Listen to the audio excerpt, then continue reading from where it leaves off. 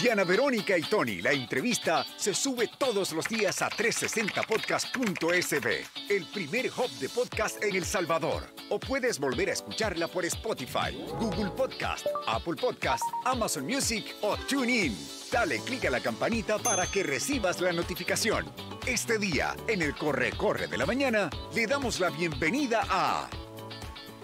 Bueno, ya estamos acá en nuestra entrevista principal, acompañada de la periodista Claudia Ramírez, y nos acompaña el doctor Oscar Cabrera, economista de la Fundación para el Desarrollo de Centroamérica, FUDESCEN, además expresidente del Banco Central de Reserva y otras hierbas.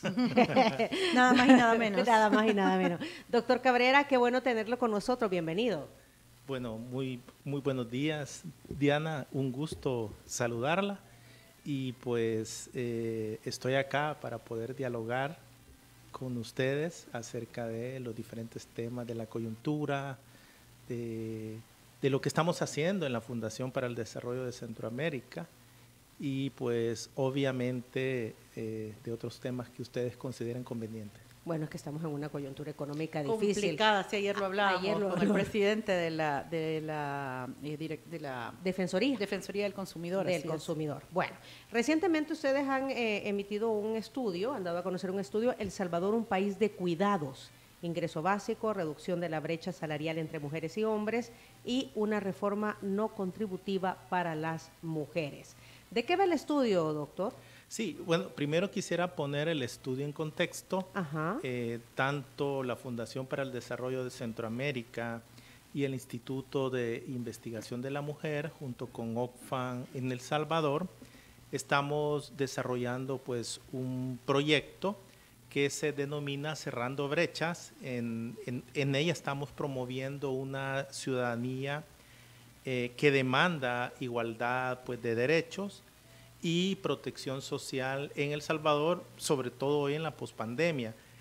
Este proyecto obviamente es financiado por la Agencia Española de Cooperación para el Desarrollo y dentro de los, llamémosle, productos que estamos desarrollando, primero hay una serie de estudios de protección social.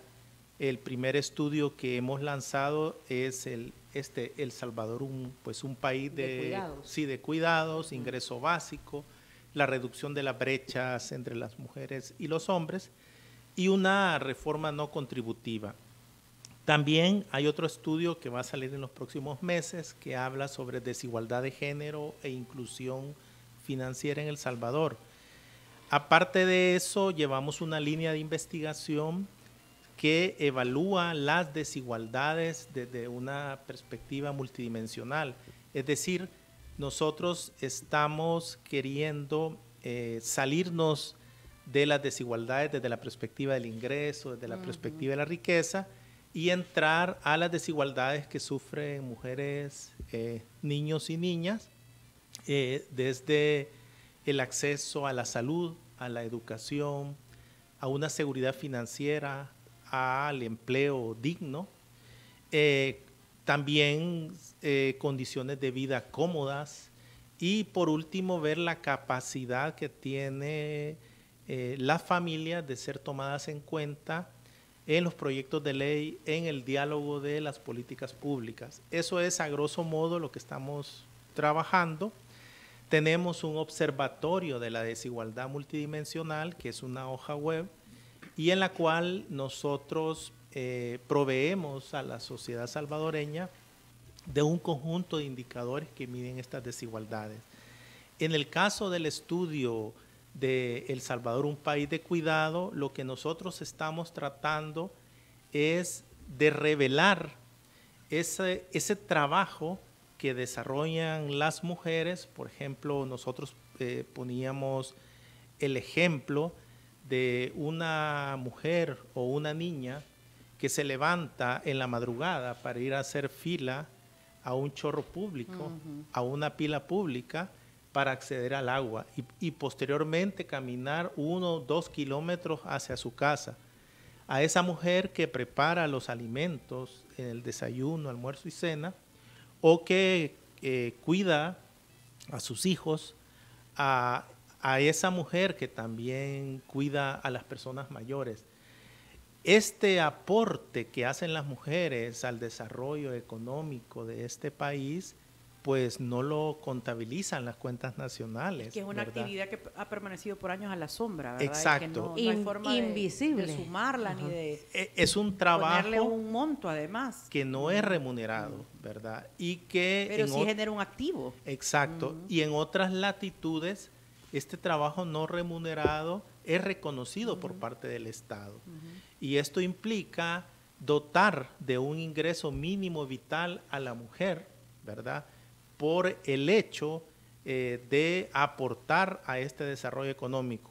Nosotros encontramos pues algunos datos. En el 2017 las mujeres dedicaban casi 36 horas a la semana a la economía del cuidado. Y en la última encuesta de hogares de propósitos múltiples del año 2021, esto sube hasta 38 horas. Por el contrario, los hombres, la tendencia es a reducir el número de horas que aportan a este trabajo no remunerado, ¿verdad? Desde 16 horas en el 2017 hasta 13 horas en el 2021. El 75% de la carga de las actividades de trabajo domésticos y de cuidados no remunerados está recayendo sobre las mujeres, ¿verdad? ¿Y esto indistintamente o hay variaciones en la clase socioeconómica? Eso vamos a ir viendo, Okay. Sí, creo que es un buen punto.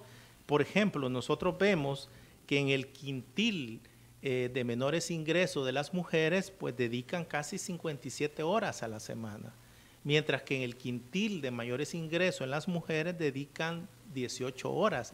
Entonces vemos que la dedicación a este trabajo de cuidados está en función de los niveles de ingreso, claro, ¿verdad? Es una variable que creo que es muy importante y esta tendencia también se mantiene a nivel de los hombres. En el quintil 1 dedican 38 horas y en el quintil de mayores ingresos, que sería el quintil quinto, dedican apenas 18 horas. Con suerte. Con suerte, sí. Es un promedio al final, ¿verdad? Entonces, sí, porque hoy hay hombres que hacen oficio. Sí. También vemos cómo aquellas mujeres que están laborando en el mercado laboral están concentradas principalmente en servicios, ¿verdad? En otros servicios, en el comercio y, digamos, en actividades como la industria de la construcción y la manufactura es mucho menor, claro, digamos, la incorporación de la mujer a estas actividades. Por ejemplo, las mujeres tienen mayor presencia en el sector servicios, en el comercio un 44.2% y otros servicios 27.3%. Entonces, aquí hablamos de los servicios, usualmente son sectores de baja productividad, sectores que remuneran poco y donde se genera lo que es el sector informal, ¿verdad? A diferencia de otros sectores como la manufactura, la industria de la construcción, que tiene mayores niveles de productividad, mejores salarios y sobre todo mayores niveles de formación, ¿verdad? Entonces, o sea, esto es directamente proporcional con la educación de la mujer, doctor, de la niña y por ende de la mujer, que todavía continúa una brecha alta y no sé si allá tenemos ya porcentajes en relación a qué porcentaje de mujeres están escolarizándose y hasta Exacto. qué niveles, ¿verdad?, con respecto a los hombres. Y por lo tanto ese menor nivel de escolaridad da menores oportunidades laborales. Así mejor es. Remuneradas. Para 2020 las estadísticas que disponemos es que el 91.7% de los hombres saben leer y escribir, mientras que en las mujeres el 88.5%. Entonces vemos acá una brecha de 3.2 puntos porcentuales y en el 2021 las mujeres tuvieron paradójicamente una mayor tasa de matrícula que los hombres, pero percibieron entre 2010 a 2021 50 centavos menos por cada dólar que recibió un hombre, ¿verdad? Entonces, la aquí mitad entonces, la mitad del salario, por pues, decir algo. Sí, Ajá. Eso es lo que están dando las estadísticas.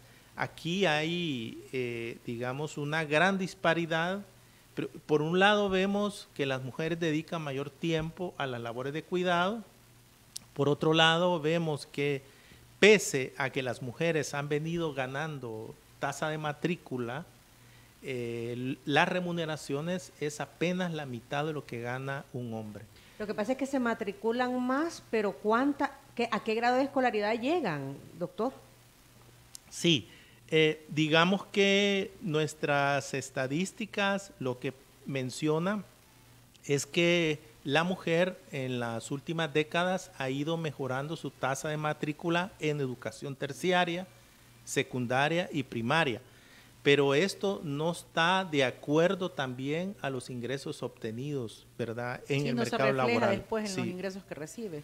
Ahora, hay otro elemento que creo que es conveniente que lo mostramos en el estudio, y es que según la encuesta de hogares en el 2021, aproximadamente el 14% de las mujeres dejaron de asistir a un centro educativo para realizar labores de cuidado, ¿verdad? Mientras que en el caso de los hombres apenas es el 1.5%. De nuevo, las desigualdades de género se están amplificando pues aún más. Doctor, ¿y por qué es importante reconocer esta brecha? ¿Por qué tenemos que hablar de este tema? A veces la gente te dice, bueno, pues sí, pero es que esa es la tarea que les corresponde cuidar. Y no, hay un montón de factores que inciden como en el desarrollo de un país cuando esto no es remunerado, cuando no es contabilizado, cuando existe esta brecha. Porque uno ve países como Estados Unidos y vos tenés a tu abuelita en tu casa y el Estado te paga por cuidar a tu abuelita. Te da ciertas horas. ¿Por qué? Porque lo que te dice el Estado es usted me está evitando a mí que ese sea mi problema. Exacto. Y usted me está alivianando una carga. Por eso creo que es importante explicar por qué es importante reconocer estas brechas. Así es. Bueno, nosotros consideramos fundamental que el Estado asuma una verdadera política nacional de corresponsabilidad en el cuidado, que no solo es una responsabilidad de la mujer, sino que es una responsabilidad también de los hombres. Y de la sociedad en general. Y a eso voy a llegar. Desde el momento que el Estado asume este tipo de políticas, se está reconociendo, por un lado, un problema de desigualdad en cuanto a los cuidados, de desigualdad en cuanto al acceso al mercado laboral, de desigualdad en cuanto a los salarios. Entonces, estamos reconociendo esta serie de disparidades, pero al mismo tiempo la política tiene que llevarnos a una reducción, ¿verdad? A una redistribución también de los trabajos, claro. Y por otro lado es a estimar un ingreso mínimo vital para las mujeres que dedican casi 36 horas a la semana al cuidado de los hogares, al cuidado de las personas mayores. 36 horas es casi un trabajo. Eso te iba a decir, Sí, porque 40 horas laborales a la semana. Es un trabajo de tiempo completo. Al mes es lo que... No, a la semana. A la semana, ajá. Ese es el trabajo a tiempo completo. Y Exacto. la mujer está dedicando en labores no remuneradas 36 horas. Es casi un trabajo de tiempo completo. Y muchos critican que la mujer... Yo siempre digo, es que las mujeres en la casa nunca paramos, doctor. Ahora, ese es un promedio, pero si ya vemos los quintiles por niveles subir, de ingreso, ¿verdad? vemos que eso sube al 57 horas en el quintil más pobre, en el quintil 2, 55 horas, en el quintil tercero, 46, en el quintil cuarto, 42 horas. O sea, 40 horas, más de 40 horas están las mujeres dedicadas a la economía del cuidado, ¿verdad? Y esto conlleva, pues, obviamente, a reconocer ese valor que tiene para el desarrollo, pues, económico salvadoreño, ¿verdad? Entonces, hay que integrar, nosotros decimos, 3 esferas o 3 dimensiones dentro de esta política. Como mencionaba ella, la esfera, Claudia, la esfera de la decisión política, pero también la esfera de la gestión y de la participación social, ¿verdad? Esto creo que es muy importante tenerlo claro. El Estado tiene que disponer de recursos para reconocer esto. Y otro elemento que creo que es muy importante es que El Salvador no ha reconocido el convenio 189 de la OIT, que esto creo que es importante, y la investigadora que desarrolló este estudio nos mencionaba. ¿Por qué? Porque este convenio 189 reconoce los derechos laborales para las trabajadoras del hogar y es fundamental para alcanzar un sistema de cuidados integrales. O sea, nosotros tendríamos que suscribir ese convenio de la Organización Internacional del Trabajo para que suceda ¿qué, doctor? Para que se reconozca los derechos laborales de las trabajadoras del hogar, ¿verdad? Tengan un ingreso o no tengan, ¿verdad? Y en segundo lugar, han habido avances en que se ha incorporado las actividades del hogar a las prestaciones de la seguridad social, como es el caso de las trabajadoras domésticas. En el Seguro Social, sí. Pero esto no ha sido de forma regular ni de forma pues obligatoria, ¿verdad? El patrono no necesariamente está inscribiendo a las trabajadoras que tienen un ingreso. Es una decisión particular. Cuando si se aplica este convenio 189 ya pasa a ser ley, ¿verdad? Obligatorio. Sí. ¿Y con qué salario, doctor? Bueno, eso, digamos, va a depender, por ejemplo, del número de horas. El salario mínimo es un indicador para las labores domésticas. Entiendo que ya muchas personas están registrando con el salario mínimo a las trabajadoras. Ahora, no es suficiente. Más adelante vamos a ver cómo el costo de la canasta básica ha ido elevándose, pero bueno, creo que sería importante pues tener, digamos, una medición de ese salario en base también al costo de la vida. Al costo de la vida, al costo de la productividad, en fin. Eso lo tiene que estar definiendo el Consejo Salvadoreño del Salario Mínimo. Sí. O sea, para visibilizar, ¿verdad?, el trabajo del hogar, doctor, sí, que representa, ¿verdad?, representa también importancia en la vida productiva, por así decirlo, es necesario hacer como una cuantificación de lo que eso representa económicamente hablando, ¿verdad? Y legalizarlo, por así decirlo, ponerle un precio, un costo o una remuneración a todo este trabajo. Sí, nosotros lo que sostenemos es, por un lado, el Estado salvadoreño, a través del gobierno, debe de reconocer el convenio 189 de la OIT y obviamente la Organización Internacional del Trabajo brindaría una asesoría para la definición de estas variables que usted mencionaba, ¿verdad? Ahora, lo fundamental, como decíamos, era la visibilidad de estas brechas de desigualdad que son latentes. Y en segundo lugar, como mencionábamos, es la redistribución de las tareas, ¿verdad?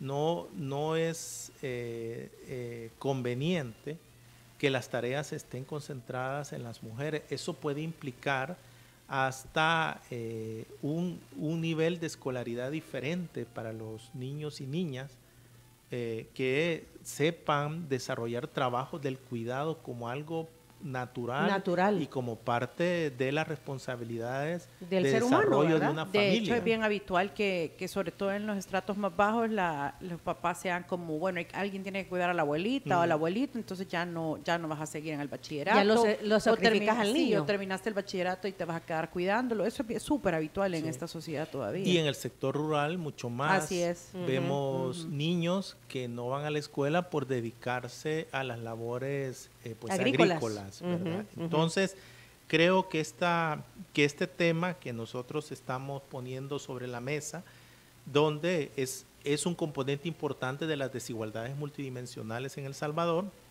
y que implica también el hecho de sensibilizar y poner sobre la mesa para el debate, para los diputados y diputadas y también para la formulación de las políticas públicas. O sea, tenemos que suscribir este acuerdo con la OIT y de ahí partir para los estudios, análisis y decisiones respectivas. Y otro elemento es el Ministerio de Trabajo tiene que asesorar a las empresas y al sector público para ver cómo vamos reduciendo esa brecha salarial. No es posible que una mujer con los mismos niveles de productividad, con los mismos niveles de escolaridad de un hombre, esté ganando la mitad de un hombre. Sí, si desarrollan la misma labor, deberían de ganar igual. Exacto. Ajá. Entonces, acá es un tema de definir puestos persona, que el sexo no sea fundamental ahora de optar pues a una plaza. Y también otro elemento que nosotros decíamos es, ha habido una nueva reforma al sistema de pensiones, pero de nuevo volvemos a ver que los objetivos son puramente fiscales y no objetivos de proveer una vejez digna a la población salvadoreña. No es una reforma integral, ¿verdad? Sino que es una reforma al sistema de pensiones, pero no de manera integral. Entonces, solo quisiera terminar una idea con el tema de que un régimen no contributivo busca apoyar a aquellas personas que están excluidas de este sistema formal de protección social. Y nosotros estamos proponiendo que se universalice el acceso a este régimen no contributivo a las mujeres que trabajan pues en el hogar, ¿verdad?, para que tengan una vejez digna, ¿verdad? Creo que este es un elemento que obviamente implica evaluar la situación del costo fiscal, ¿verdad? Pero también nosotros en diferentes estudios, por ejemplo, en octubre de 2020, publicamos un libro sobre una propuesta para superar la crisis sanitaria y económica en el marco de la pandemia. Nosotros planteábamos que para reducir estas brechas de desigualdad, obviamente, habría que haber un golpe de timón en la forma de recaudar los ingresos tributarios y que, obviamente, aquellos hogares que más riqueza y que más ingresos tengan sean los que financien este tipo de necesidades para un nuevo contrato social. Para la población. Ok, doctor, son las 8:40, tenemos que hacer una breve pausa comercial porque ya vino San Martín, así que vamos a pasar a desayunar rico gracias a San Martín. Este día han venido, mira, unos huevos benedictinos ingleses, que ya son huevos poché sobre tocino, tomate asado y pan muffin bañados en salsa blanca. Hay unos croissants, un desayuno griego, que es yogur griego con frutas, y también unos pancakes con fresas. Le invitamos a desayunar rico gracias a San Martín. San Martín sigue celebrando el mes del amor y la amistad. Así es, en el mes de febrero celebra con San Martín, puedes celebrar con el menú especial que incluye una entrada, 2 platos fuertes, un postre y 2 refrescos por $29.95. Además, tienes la opción de cambiar tu bebida por 2 copas de vino Valviejo por $4.50 o 2 copas de sangría por $6.95 adicionales. Para más información, te puedes abocar a las redes sociales de San Martín SB. Doctor Cabrera, ¿usted es team refresco, team vino o team sangría? Bueno, team vino. Me llega. No exhibe la Diana, pero todas somos team vino. Bueno, y haga como nosotras. Pues por supuesto. Y puede tomarse la copita de vino y agarrar el servicio de Línea Rosa para no poner en riesgo nada. Puede programar sus viajes las 24 horas del día, los 7 días de la semana. Y son mujeres las que manejan en esta Línea Rosa. Pueden contactarlos al 6200-4491. Viaja con tu conductora de confianza. De Línea Rosa. Muy bien, hacemos pausa. Regresamos conversando con el doctor Oscar Cabrera.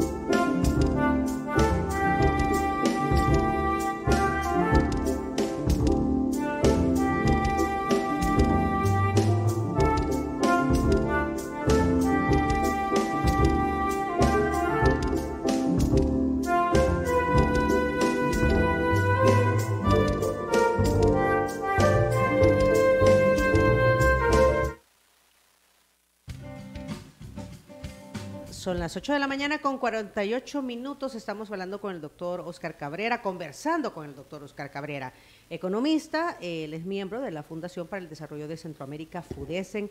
Hemos estado hablando sobre este estudio que acaban de presentar y, como nos decía, en realidad es una serie de estudios que lo que buscan es saber cómo estamos parados, las desigualdades, las diferencias que vivimos las mujeres y los hombres en nuestra sociedad. Y quiero para terminar este tema, doctor, porque después dijimos nos vamos a pasar a la situación económica actual, ¿cómo la ve usted? Ha sido presidente del Banco Central de Reserva, conoce de estos temas, y quiero tomar en cuenta, Claudita, estos dos comentarios que nos han llegado. Rubén Figueroa dice: esta charla me ha hecho pensar nuevamente en las colaboradoras en las labores del hogar, altamente abusadas y poco remuneradas. No se les da un contrato mínimo de 1 año y no se les paga al menos el salario mínimo. Y encima llegan antes que los niños se vayan para hacerles la lonchera y salen después de que la familia cenó. ¿Y a qué hora cuidan ellas a su familia? Por el otro lado, Sergio Zelaya dice: muy buenos días, un saludo, solo opinar en el tema que están tocando.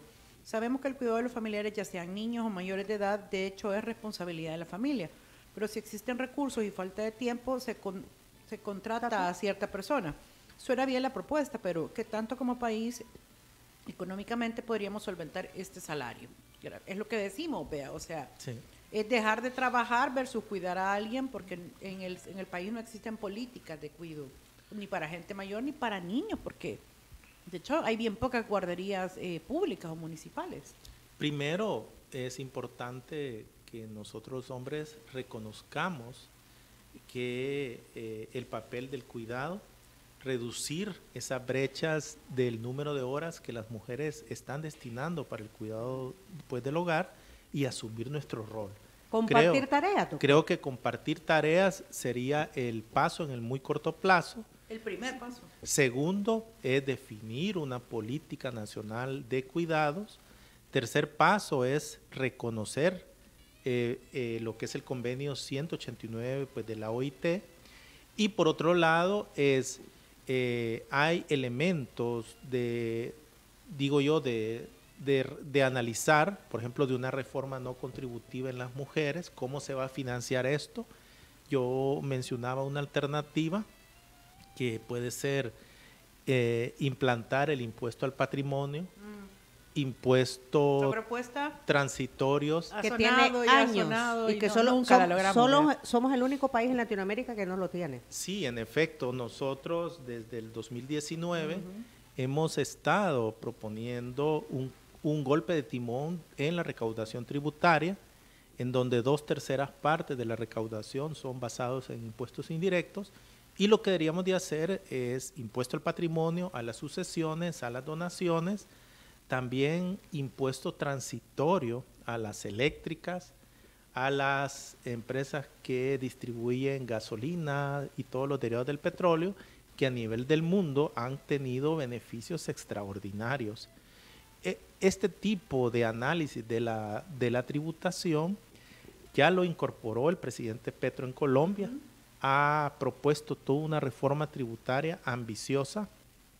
También el presidente de Chile, el presidente de México, AMLO, y lo que estamos viendo es que muchas organizaciones, entre ellas el Fondo Monetario Internacional, que a nivel público se menciona, aunque en las misiones del fondo que vienen a los países todavía existe un personal muy adaptado a los impuestos indirectos. Si no, veamos la recomendación de la revisión. La más reciente. Sí, la más reciente. La de hace 15 días. Que vuelven a insistir en aumentar el IVA, pero para nada la misión del fondo recomienda, pues, cambiar hacia impuestos al patrimonio, ¿verdad? Entonces todavía en el Fondo Monetario, cuando estábamos en las reuniones de primavera o en las reuniones de otoño del Fondo Monetario, pues a nivel de la directora gerente sí ya se mencionaba de los impuestos progresivos,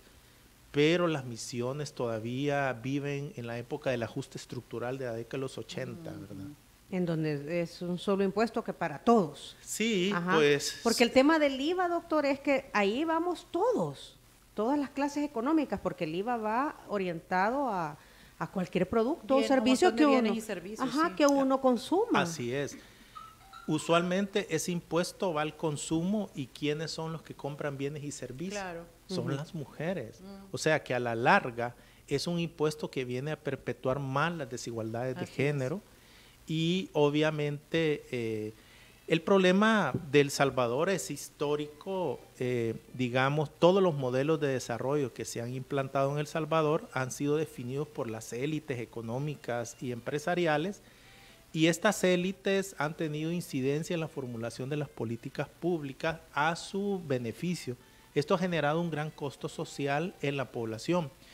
Un ejemplo de ello es que la población salvadoreña se encuentra insatisfecha con estos diferentes modelos que son neoliberales, ¿verdad? Porque no han podido generar, primero, un acceso a un empleo digno, tener ingresos. Segundo, un acceso a una educación y salud de calidad. Y tercero, pues obviamente no hay condiciones cómodas para las personas, condiciones de hacinamiento, falta de agua potable, servicios en las casas. Y vemos que estos modelos no han generado lo que le llamamos la movilidad social de una familia a lo largo de las generaciones. Yo nazco pobre, mi abuela clases sociales, nació pobre y yo voy a morir pobre. ¿Verdad? Exacto. Entonces, en resumen, doctor, ¿cuál es el diagnóstico y cuál es la propuesta de solución? Bueno, el diagnóstico es generar un nuevo modelo de desarrollo que tome en cuenta que en El Salvador la desigualdad se ha venido exacerbando aún más, y ahora con el COVID-19 esa desigualdad es pues mucho mayor. ¿Verdad? Aunque no nos gusta hablar de las desigualdades de ingreso y riqueza, pero pues debemos de mencionar que el 1% más rico de la población salvadoreña obtiene el 33% de la riqueza, ¿verdad? De la riqueza generada por el país. De la riqueza generada por el país, ¿verdad? Entonces, algo no está funcionando dentro de este modelo actual y se refleja en esas brechas de desigualdad estructurales, y por otro lado también las brechas de pobreza, ¿verdad? Entonces hay también otro elemento que es esa falta de oportunidades humanas, una profundización de la exclusión social, bajos niveles de inversión, bajos niveles de productividad, y esto se transforma o se manifiesta en un crecimiento económico débil. Nuestro crecimiento potencial es de apenas 2.1%. Este año los organismos estiman que El Salvador va a crecer 1.7, 1.8. Una baja productividad. Nuestra productividad es nula, es casi 0.9 en los últimos 10 años. Y esto hace que, las estrategias de desarrollo pues no han funcionado. No han funcionado para provocar esta movilidad social. Y otro elemento que nosotros hemos destacado es esa incapacidad de las fuerzas sociales para alcanzar consensos mínimos. Totalmente. Aquí se hace lo que la mayoría dice y no se toma en cuenta, por ejemplo, a esa minoría, que ese es un indicador de una democracia plena. Exacto. Deberían de participar en la toma de decisiones todos los sectores que conocen del tema, es lo que usted dice, doctor. Por eso, nosotros proponemos un nuevo modelo de desarrollo, pero que haya igualdad de oportunidades. Y cuando nosotros decimos igualdad de oportunidades, que haya un sistema de protección social universal, una economía más humana, donde haya una política de empleo digno en base a productividad, una política nacional de cuidados, que era el tema que vimos al principio, también una política de seguridad ciudadana y cultura de paz. El Salvador está en el primer nivel de privados de libertad en el mundo, ¿verdad? Ahora, el problema es que la exclusión social, la pobreza, la falta de empleo en las comunidades más pobres, ahí está. no se ha solucionado. Mientras ese tema no se solucione, vamos a seguir teniendo temas sociales. De manera estructural, no metiendo solo preso a la gente. Exacto. Entonces, ¿qué significa? Que ya están esos brotes verdes en la Campanera. Así es. Ya están esos brotes verdes en las zonas rurales. Y no estamos solucionando simplemente con medidas coercitivas el que los salvadoreños tengamos una seguridad ciudadana y una cultura de paz. Es que si no llevamos desarrollo de esas comunidades, vamos a tener esto a la vuelta de la esquina como un ciclo permanente. El caldo de cultivo Así continúa.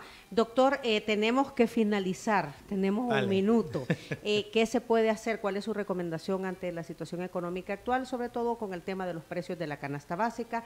Ayer se conocieron estos mercados, agromercados en los parques de las principales cabeceras del país, como una medida que está presentando el gobierno para que sea el productor directamente el que venda y esa cadena de intermediarios no influya en el precio, de manera que las familias con menos dinero puedan obtener más. ¿Cuál es su mensaje sobre esta situación actual? Sí, mi mensaje es tratar de reducir los márgenes de ganancia de los intermediarios. Yo creo que ahí está el meollo del problema. Otro es,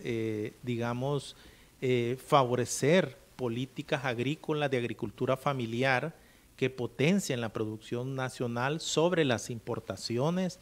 Creo que es una competencia desleal que se está haciendo simplemente por beneficiar a la demanda. Se está generando un daño estructural en los agricultores, en los lecheros. Y creo que no es esa la manera. Y por otro lado, muchos países han acometido una reducción del IVA de la canasta básica. Aquí no hemos visto este tema por parte de las autoridades y creo que transitoriamente es necesario contener los costos de la canasta básica y la canasta básica ampliada, que anda casi por $450 al mes. Y esas serían en este minuto mis recomendaciones iniciales. Muy bien. Doctor Cabrera, gracias por habernos acompañado. Importante, como todo en la vida, ¿verdad? Para poder actuar hay que tener un diagnóstico de la situación y con el diagnóstico entonces podemos tomar las medidas correctivas necesarias, sobre todo en el tema social, ¿verdad? Que es el que hemos estado abordando. Y el mensaje siempre en estos temas, Claudia, es a las mujeres, ¿verdad? Las mujeres somos las responsables de criar a nuestros hijos y debemos de criarlos con esa mentalidad en donde niñas y niños tienen exactamente las mismas responsabilidades y obligaciones. Bueno, para mí ha sido un honor estar con Claudia aquí conversando, con usted, Diana. A la orden, doctor. Y siempre estamos a la orden para poder dialogar. Nos quedamos cortos, pero pronto los tenemos de regreso. Es que estos temas siempre dan para más. Muy bien, si usted quiere conocer más sobre lo que hemos estado conversando esta mañana, sobre el tema del último diagnóstico que entre otros ha hecho la Fundación para el Desarrollo de Centroamérica sobre desigualdades, sobre acceso a la educación, al trabajo y visibilización del trabajo en el hogar, ponga atención a lo siguiente. Si quieres volver a escuchar esta entrevista, ingresa a 360podcast.sb, el primer hub de podcasteros salvadoreños. Sigue a Diana Verónica y Tony la entrevista en Spotify, Google Podcast, Apple Podcast, Amazon Music o TuneIn.